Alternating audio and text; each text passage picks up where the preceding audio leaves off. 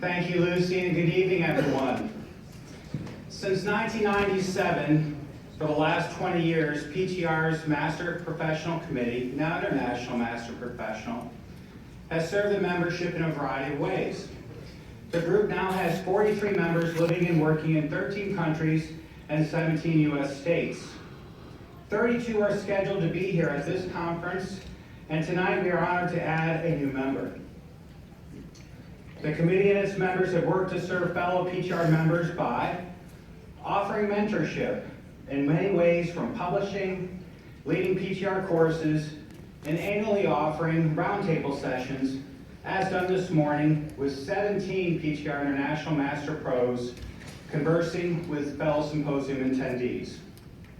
Leadership within the PTR as foundation president, board members, committee chairs, certification testers, and clinicians, and with all PTR presidents having been also PTR International Master Professionals. Tonight, I wish to recognize all PTR International Master Professionals present, beginning with our past committee chairs, and ask them to stand, and they are Kenda Hart, Scott Tharp, Pete Collins, Jorge Anderman, John Antonis, and myself.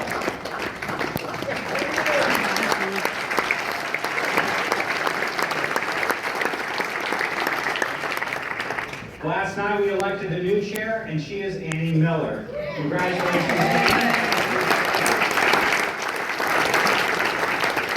And beginning the 7th inning stretch, all International Master Pros, please stand. Thank you.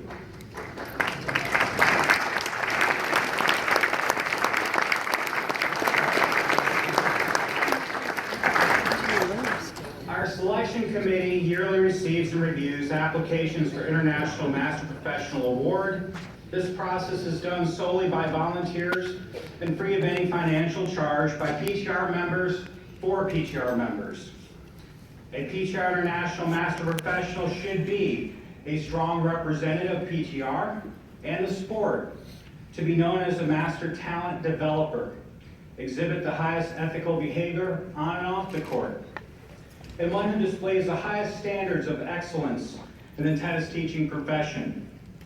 It is expected that the applicant has shown growth in their knowledge of the game, a strong involvement in introducing tennis to their community, regional expertise in teaching and coaching, dedication to the mission of PTR, and a commitment to developing professionally. A PTR International Master Professional status reflects a career dedicated to our sport and the tennis teaching profession, and should be viewed as a life achievement award. Please allow me to introduce our newest PTR International Master Professional from Clemens, North Carolina. Daryl Lewis has been a PTR member since 1990.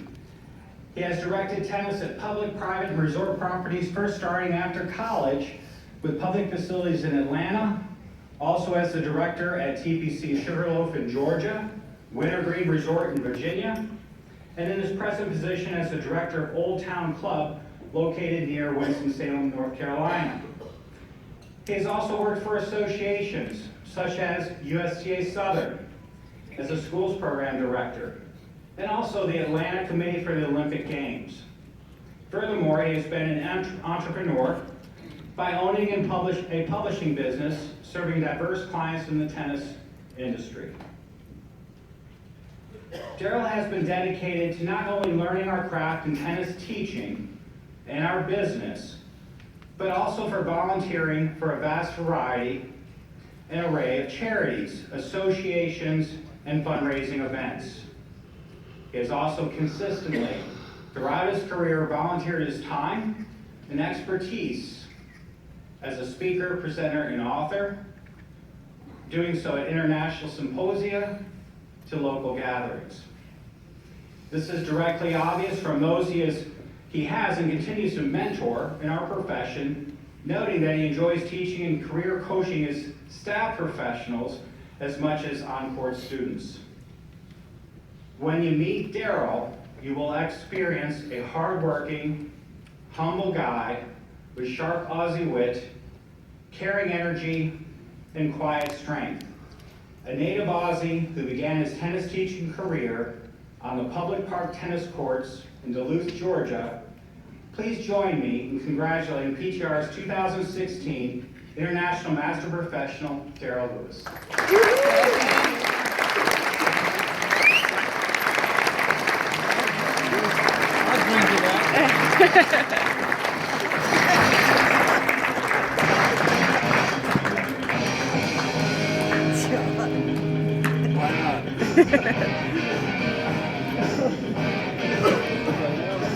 He did great. Introductions. Wow. I always tell my students, if you're not nervous, you're not ready. And I wish I had my heart rate monitor on right now. we might set a new record.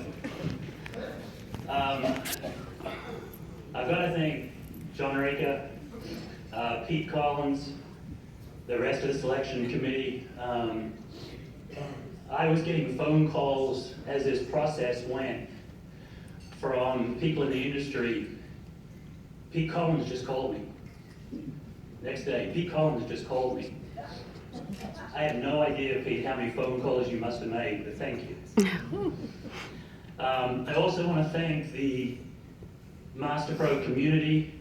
John sent an email out to the group announcing my selection. Same day, I got countless emails from almost every Master Pro. Some actually emailed me, and then they called me as well. So, I mean, what a group. I've got to thank Dan. 1990, Dan came up to me and invited me to join the organization and be a clinician while I was working for the USTA. Dan deserves a lot of thanks, along with Julie, rest of the staff, for everything they do for all of us every single day. So thank you.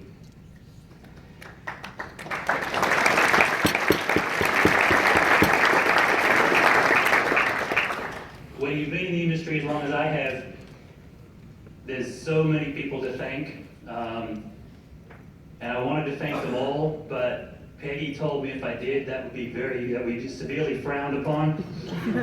So for the benefit of all of you, I'm not going to. However, I do want to thank, everybody has those aha moments in their life. And I worked for the USTA Southern Section for 6 years. And I spent those 6 years trying to convince John Sheffield, who I think is here somewhere, how to say no, because he didn't know how. He spent the same 6 years trying to convince me to always say yes.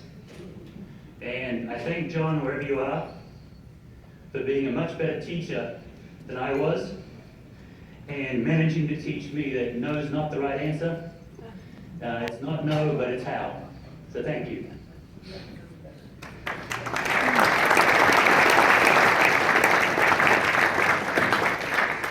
In 1983, my parents supported my decision to come over and play college tennis. I promised them for 12 months, see how good I could get, and then go back to Australia. Sorry, Mom and Dad. It's 30 plus years later, and I'm still here. But thank you for their support. Have to thank my kids, Clark, Connor, Katie, and most importantly, my wife, Julie.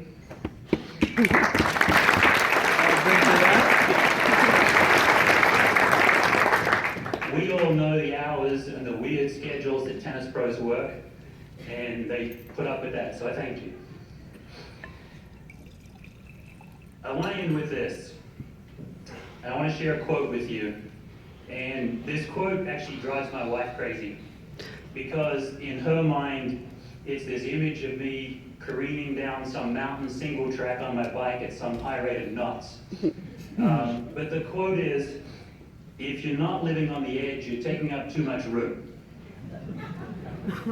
And to put that in context, I ask all of you, especially the young pros, don't be content. Don't be content with your knowledge. Don't be content with your teaching style, your methodology. Be a leader, break new ground. Don't be content. Live on the edge. Thank you.